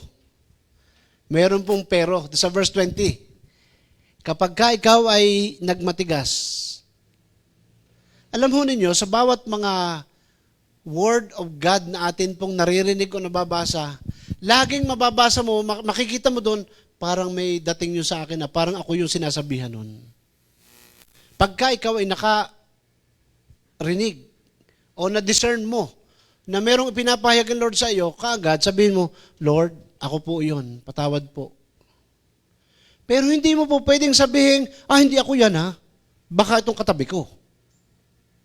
Sabay sabihin, Amen? Oh. Kasi siya ang pero ang totoo nun, ikaw talaga ang gumagawa ng mali. Hallelujah. Naalala ko lang yung isang maliit na kwento. Kami ho sa bahay ay merong table runner. Yung table runner, ito ho ay balat ng tupa na puti. Balat ng tupa na puti. Hindi ko maintindihan kung ito po ay totoo o ito ho ay ginawa lamang, pero ito ay pasalubong ng aking kapatid na si Imelda. Puting-puti ho ito. At ito, ang ginagawa ni Doktora, inilalagay doon sa aming center table sa amin po living room. Puting-puti. Kaya alam na alam mo, pagka meron diyang hindi kulay puti, ang ginawa nitong aming napakalikot na bata, si Abira, aba, ay kinulaya ng pula. Hindi ko alam kung anong ginawa. Basta nagkaroon ng kulay pula. Ay di sa puti, kitang-kita mo doon, dahil yun ay balahibo ng tupa, alam mo na, bakit ito may pula? Kaya sabi niya, Abi, what have you done? Nakatingin lang siya, tapos nakaumis. Ikaw kaya ay magalit sa ganung bata? Pero pag matanda ang gumawa noon, ay nako, magtago ka na. Pero ito po ang aking sinasabi, kapatid, yung kasalanan ay parang yung pula na nakikita sa puti. Kitang-kita sa mata ang lahat ng ginagawa nating mali. That is my point. At kapag dahil alam mo naman kayo nagkamali eh. Alam mo gaho yung mga tao, may mga tao na laging pag kinausap mo, ano kang kasalanan ko sa iyo? Kahit nakarinig na ho kayo ng ganyan, marahil ikaw yung nagsasalita niyan, wala naman akong ginagawang mali dyan eh. Pero i-review mo yung iyong buhay. Meron ka kayang ginawang mali, sanay ka na lamang na magmaang-maangan. Doon ho hindi natutuwa ang Panginoon, yung pagmamaang-maangan natin. Ang sabi ng Lord sa babae, tawagin mo ang asawa mo. Pero ano ho ang ginawa? When you had a power encounter with Jesus or when you had a personal encounter with Jesus, wala kang ibang gagawin kung hindi sabihin ang totoo. Ay, Pastor, bakit may mga taong ibang ginagamit pa ang pangalan ng Banal na Espiritu tapos nagsisinungaling din pala? Kasi yun ang sabi ng Biblia. Ito po yung walang kapatawaran na kasalanan pagsisinungaling sa Banal na Espiritu. Ano ho? Pero bakit ang dami? Nangangako pa. Totoo po, hindi po ako buntis. Nakarinig na ako niyan, ang dami ko nang narinig. Sa pangalan po ni Jesus, sabihin mo nga, sa pangalan ni Jesus, sa pangalan po ni Jesus, ako naman ho ay convinced. Ganun. O kaya sabi ko, ay wala ho, talagang, ito ho'y, sa pangalan daw ni Jesus, buntis.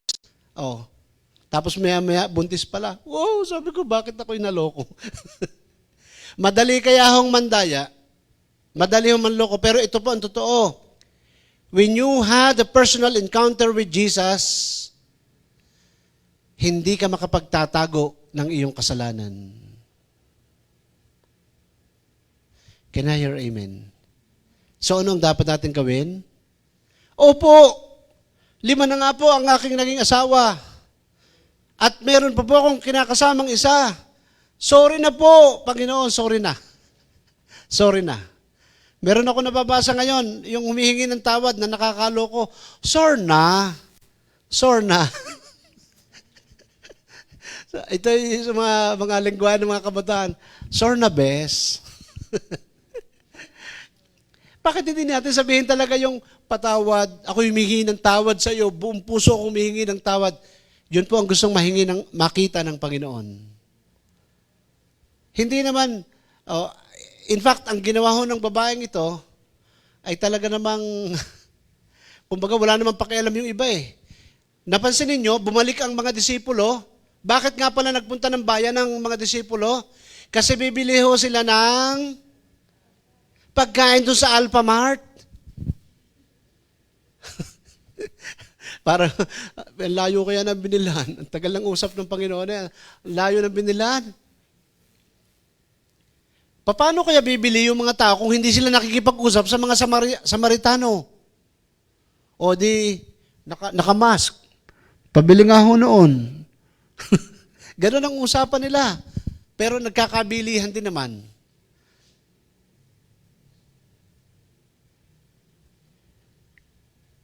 Kapatid, patuloy po nating i-desire na magkaroon tayo ng personal encounter with Jesus. At tayo ipare-parehong lumapit sa Panginoon. Alam nyo, yun pong kasalanan ay ginagawang foothold ng dyablo sa buhay mo. Yung kasalanan ay ginagamit na foothold ni Satanas sa buhay mo. Kaya ka hindi magkaroon ng breakthrough sa buhay mo kasi meron kang itinatago. Meron kang itinatago. Hello? Ang nais ng Panginoon, kahirap naman po, pastor, sa church, bakit yung iba, ang dami din kasalanan, bakit ako lamang ang inyong pinupuro? Hindi kita pinupuro, kapatid. Ito ay para sa lahat.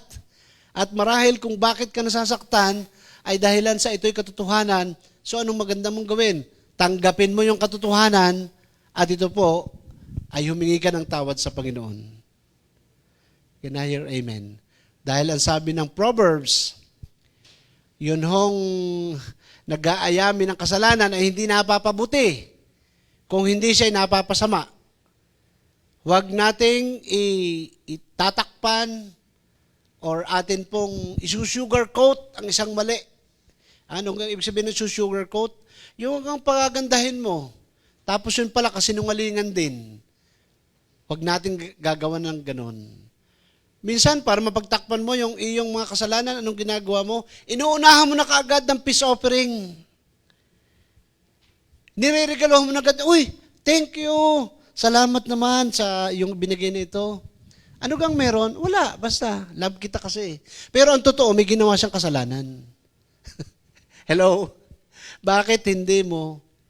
Yon, bakit hindi po natin aminin kaagad? Katulad ng babaeng ito, she admitted, inamin niya, ang hirap po kayong umamin.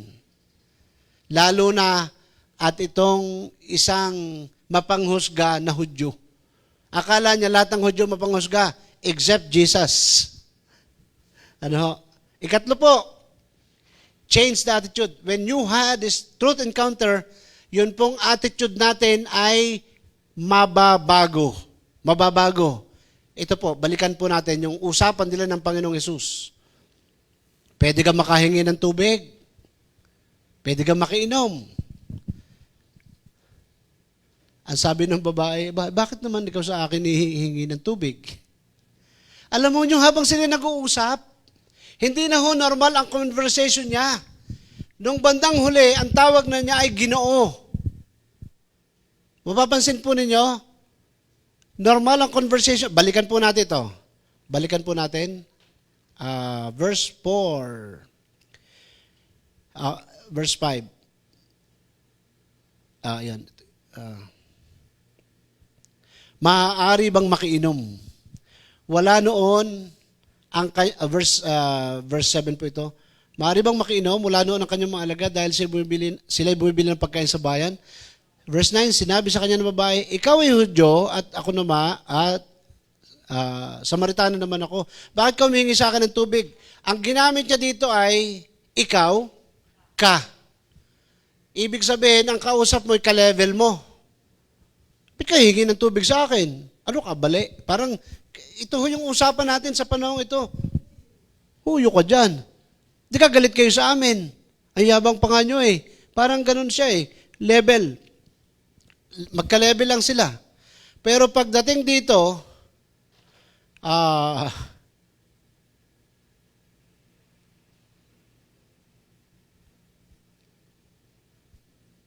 ayun. Sumagot si Jesus, verse 13, ang bawat umiinom sa tubig na ito ay muling mauuhaw, ngunit ang sino mang uminom sa tubig na ibibigay ko sa kanya ay hindi na muling mauuhaw kailanman. Ang tubig na ibibigay ko ay magiging bati sa loob niya at patuloy na bubukal at magbibigay sa kanya ng buhay na walang hanggan. Sinabi ng babae, Ginoo, nag-iba na ho ang tenor ng kailang usapan. Nung una, hoy, ay nung tumagali, Sir, Panginoon, nag-iba na ho ang attitude. Bakit? Ramdam niya na ang kausap niya ay hindi ordinaryong Hudyo. Nahuhusgahan na naman siya. Can I hear amen? Ganon ang attitude ng ating, ganon ang magiging attitude mo kapag nagkaroon ka ng encounter. Kapag nagkaroon ka ng encounter sa Panginoon, there will be a change in the attitude. Change in the attitude. Minsan, ang change po ng attitude ng tao ay nangyayari lamang, depende kung ano po yung nakikita niya. Nababago ako yung nakaranas ng ganyan, ako ay talagang napahiya. Many years ago, kami pong mag-asawa ay umattend sa kasal ng aming kumare na ninang ni Kuya CJ, na isang dentista doon sa Intramuros, Manila. Umattend kami sa kasal niya. At ang aming sasakyan noon ay Honor type na jeep. So medyo matagal na ho yun. Kami, siyempre, mula Batangas yata, ako'y nakabarong Tagalog. Ang aking asawa naman ay nakadamit ng magandang damit. Ay di pagdating namin sa Intramuros, meron dong hotel, yung Intramuros Hotel, di ko na maalala kung anong pangalan ng hotel. Sabi ko, kinausap ko yung valet. Yung valet, edi yun ang nagpapapark doon. Sabi ko, Brad, saan ang park ninyo? Alam niyo, sabi sa akin, dun. Nginusuan lamang ako. Nginusuan. Sabi natin, nginusuan. Sabi ko, pambihira, para namang ako'y naka-owner kaya ako. Maganda ang owner ko. Pero yun yung owner type jeep. Kung baga pag nasa Manila ka, edi ikaw medyo mababa ang level mo. At yun, talaga makakaranas ka na ikaw inguso. Aba, sabi ko pambihira naman. And then, okay naman no, natapos yung kasal, umuwi na kami. Wala sa isip ko, nawala sa isip ko na. Later on, meron na naman kaming isang kasal na pinuntahan. May pinuntahan kami isang kasal na naman. Aba,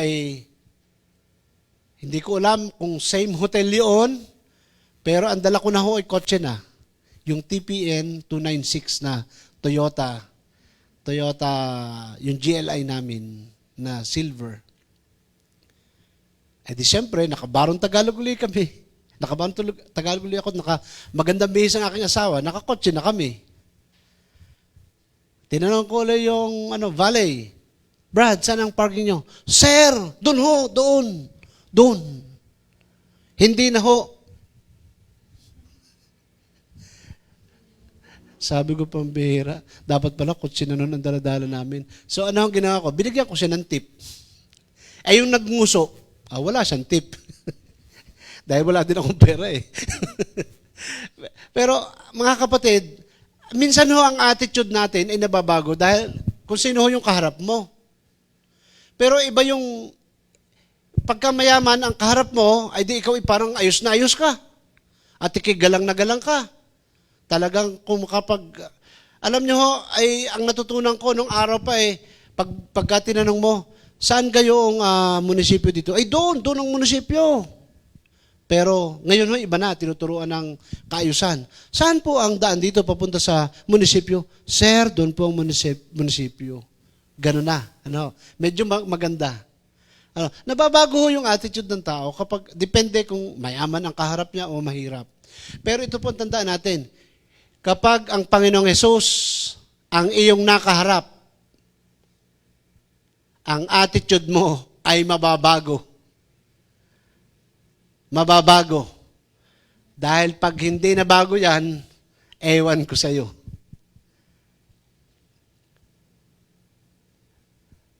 Hindi ko alam kung ano po yung attitude na dapat na i-change sa atin. Marahil ang attitude na ito ay deeply seated. Matagal ng attitude. Marahil ang tawag dito sa attitude na ito ay katamaran. Marahil ito yung maling paniniwala. Yung attitude na ito ay yung kawalang paggalang. Ang attitude na ito ay yung walang continuity sa buhay. Ako ho ay laging nasasabihan in my younger days, ikaw ay wala kang mararating dahil walang continuity. Umpisa, puro ka lang umpisa. Ang tawag sa akin ay miyembro ng intro voice. Puro introduction.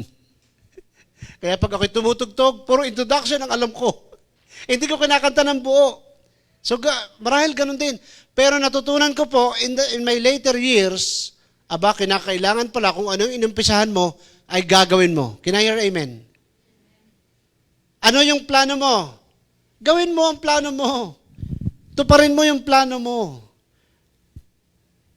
Kapag ka ikaw ay medyo, yun nga, yung minabasa ko, pagka hindi natutupad ang goal mo sa buhay, baguhin mo ang plano mo, pero wag yung goal mo. Can I hear amen? Yung approach mo, ibahin mo, pero wag yung goal mo. Wag pa bago-bago. Ano ang goal mo? Ang goal ko ho ay yumaman. Bukas, ano naman ang goal mo? Ang gusto ko naman, ang goal ko sumikat. Ang goal, paiba-iba ka ng goal. Marahil ang attitude mong yan ay kinakailangang mabago. Kapag ka na-encounter mo ang Panginoong Hesus, si Jesus na hindi nanguhusga, si Jesus na hindi nang kukondemn ng tao. Si Jesus na hindi niya tinitingnan na mababang uri, yung babaeng yon, katulad din mo, hindi ka minimenos ng Panginoong Hesus. Kapag na-meet mo siya, you will be a changed man. Alam mo kung ano yung dapat na baguhin sa attitude mo. Ikaw lamang ang may kapasidad na magbago nito. Hindi na kinakailangan, alam niyo po noong ako ay magkaroon ng conversion, ang aking tatay ay hindi nagsabi sa akin, anak, magbago ka na huwag ka na magsisigarilyo, anak, tumigil ka na sa paglalasing, anak, huwag ka nang makibarkada. Wala siya sabi sa akin ganyan ng aking tatay. Noong makilala ko ang Panginoong Hesus, nagkaroon ako ng conviction na mali pala yung ginagawa ko. At ako mismo ang nagdesisyon, tinigilan ko yung mga mali sa buhay ko. Ako mismo. So ano ang dapat mong gawin? Ikaw mismo ang kailangang magbago. Hindi po, alam niyo po, ang problema natin sa ating bansa ay hindi ang komunismo, hindi ang sosyalismo, hindi ang kapitalismo. Sino ang problema? At kailangang magbago? Ikaw mismo ang kailangang magbago. Or ako mismo. Sabihin natin, ako mismo. Ako mismo ang dapat magbago. Yan ang gusto ng Panginoon sa ating buhay. Okay. Number 4, call and invite others. When you have this truth encounter, wala kang ibang gagawin kung hindi magtatawag ka. Magtatawag ka ng mga tao at sasabihin mo, hali kayo at nakita ko na yung taong nagsabi ng buhay ko. Siya na kaya ang propeta, siya kaya ay propeta o siya na kaya ang Mesyas na darating? Kaya ano ho ang ginawa doon sa verse 39? Ito po, may karugtong nga ito. Sabi din maraming Samaritano sa bayang iyon ang naniwala kay Jesus dahil sa patutuo ng babae.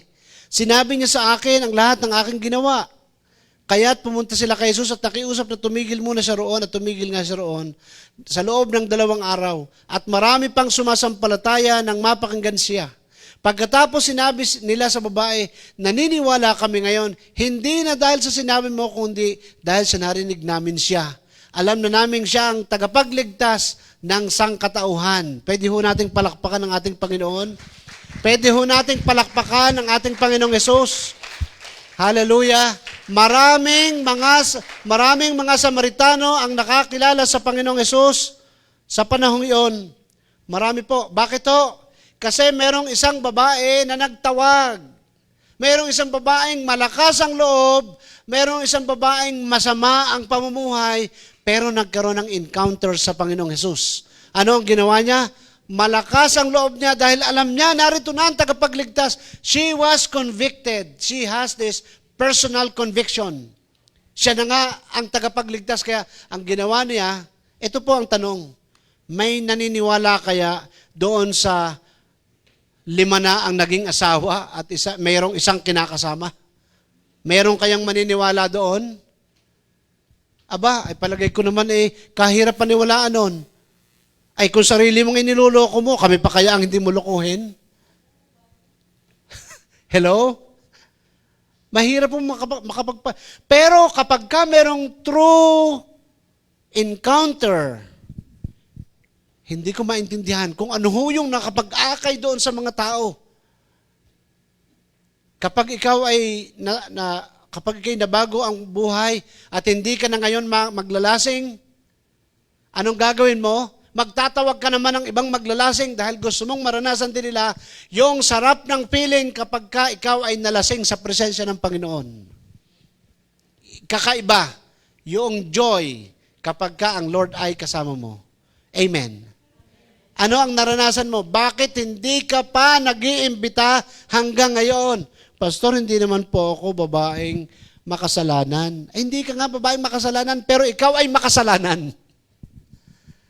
So, ang nais ng Lord, tayo ay mag-imbita, tayo ay magkaroon ng pagbabago ng puso, akayin natin ng iba.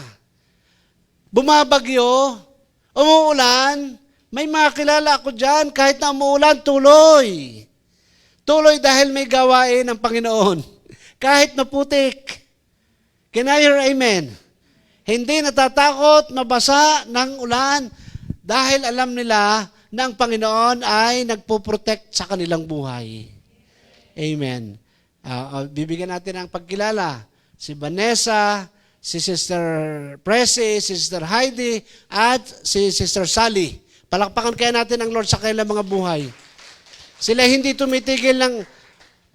At huwag kayong mag-alala sa Webes, ganun uli. Wala uli sasakyan.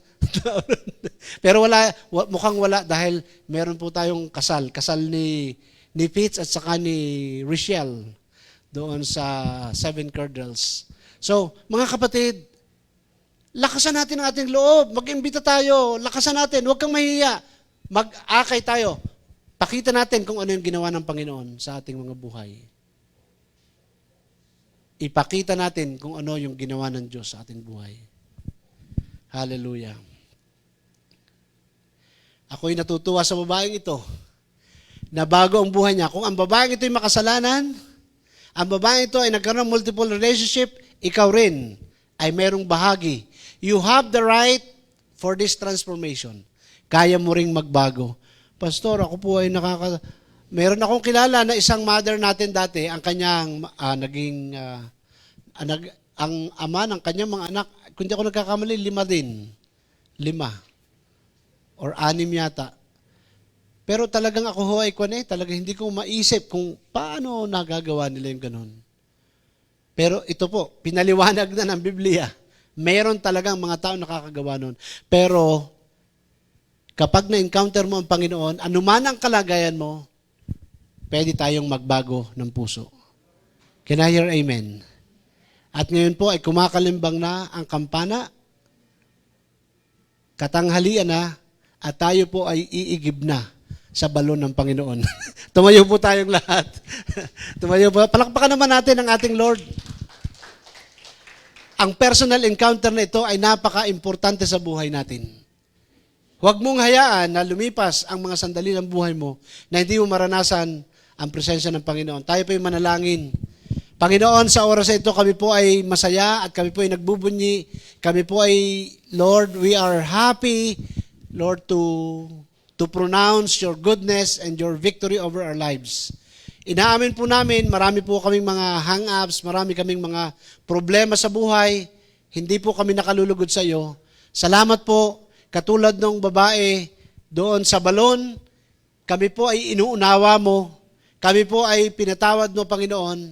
Salamat po sa encounter na iyon, at kami po ay mayroong pagkakataon na makapanumbalik sa iyo, at kami po ay magpanibagong buhay para maging kagamit-gamit sa iyong harapan. Salamat po, Panginoon. Purihin ang dakilang pangalan mo. Salamat din, Panginoon, sa kagalingan ng amin pong karamdaman. Salamat po, Panginoon, sa Lord, sa pag-aayos po ng aming pinansyal na buhay. And Lord, thank you, Lord, for loving us. Katulad namin ni babaeng balo, katulad namin babaeng nagkaroon ng multiple relationship, kami, Panginoon, ay inunawa mo, hindi mo kami hinusgahan. And Lord, thank you for loving us. Thank you for embracing us. Salamat po, kami po'y magpapagamit sa iyong harapan sa pangalan ni Jesus. Amen. Amen. Palakpakan po natin ang ating Panginoon. Hallelujah. Hallelujah. Habang ibinibigay po natin yung ating mga ikapo, ayun, atin pong pananalangin natin. Parang wala si Renson, Renson. Si Renson ay birthday niya sa, kailan yon? Huwebes o Miyerkules. Si Aaron Jacob ay may birthday sa Huwebes. Ito yung anak ni Richelle at saka ni Pitts. Si Sister LB ay birthday niya sa Biyernes. Hindi ko alam kung makakasama pa natin si Sister LB, pero kung luluobin ng Panginoon, ay pwede silang makasama natin. Yun, si Pitts, birthday din niya sa 20, at si Brother Totoy, birthday niya sa 20. Pwede kayang atin po ipanalangin bago tayo mag-alisan. Tumayo na po tayong lahat, at atin pong ipanalangin natin ang mga kapatid na ito. Kasama doon, ipag-pray po natin ang atin pong mga ikapo. Una muna yung ating ikapo. Lord, salamat po. Ang amin pong mga ikapo, ang offering, ang pledges, ay bahagi po ng amin pong paglilingkod sa iyo as an act of expression of our love, Lord, for your commandment, Panginoon. Salamat po. At hayaan mo po, Panginoon, na pagpalain mo po ang iyong mga kamay, ang mga kamay ng iyong mga anak, Panginoon, na ginagamit mo to sustain the needs of this ministry. Lord, ang lahat ng mga taong ginagamit mo o ginamit mo, Panginoon, para maging partner namin, maging kasama namin, Panginoon, sa pagsusulong ng iyong salita, sa lugar na ito, i-bless mo po ang kailang mga buhay. Hayaan nung maranasan nila, Panginoon, yung extreme blessing galing sa iyo, Panginoong Jesus. Kami po, Panginoon, ay hayaan nung makaranas din ng iba yung pagpapala sa amin pong kaperahan, Panginoon. Sa pangalan ni Jesus. Amen. At ganun din po, Lord, we have this opportunity to pray for our brethren, si Renson, si Aaron, si Sister LB, si Pitts, at si Brother Totoy. Panginoon, ang mga kapatid na ito na mag-celebrate ng kailang kaarawan ngayong week, Panginoon, ay amin pong idinadalangin sa iyo. Lord, dalangin po namin na magkaroon sila ng personal encounter sa iyo, na sila rin, Panginoon, ay magkaroon ng conviction ng banal na spirito, na sila po ay magkaroon, Panginoon, ng Lord, ng yung admission of guilt sa kanilang pong bunga buhay. Lord, that there will be change in their lives, oh God. Salamat po at pagpalain mo po, Panginoon, mga kapatid namin ito. Maging pagpapala sila sa kanilang mga pamilya. Panginoon, ikaw ay buhay. Alam mo po ang ginagawa naming mga mali. Ikaw po ang mag-uncover, mag-unveil nito, mag-unfold, Lord, sa buhay ng iyong mga anak. At hayaan po na ang salita mo, ang tunay po na siyang mabigyan ng parangal, Panginoon, sa buhay ng iyong mga anak na ito. Salamat po sa pagbabagong buhay na iyong binibigay sa bawat isa sa kanila. At ganoon din po sa amin. Taas po natin ang ating mga kamay. Tayo pong lahat ay humayo. Humayo tayo, taglay ang presensya ng banal na spirito na siyang kasakasama natin ngayon sa pangalan ni Jesus. At ipahayag natin ang mabuting balita, mag-imbita tayo at patuloy nating lakaran ang katuruan ng Panginoon. Sa pangalan ng Ama, ng Anak, at ng Espiritu Santo, ang lahat ay magsabi ng Amen. Amen. Amen. Hallelujah. Magandang tanghali po sa bawat isa. Ito po ang inyong lingkod, si Pastor Chris Arago ng Lord of Harvest, Batangas AG. Nagsasabi sa inyo na Soli Deo Gloria. Hallelujah. Purihin po ang Panginoon. Amen.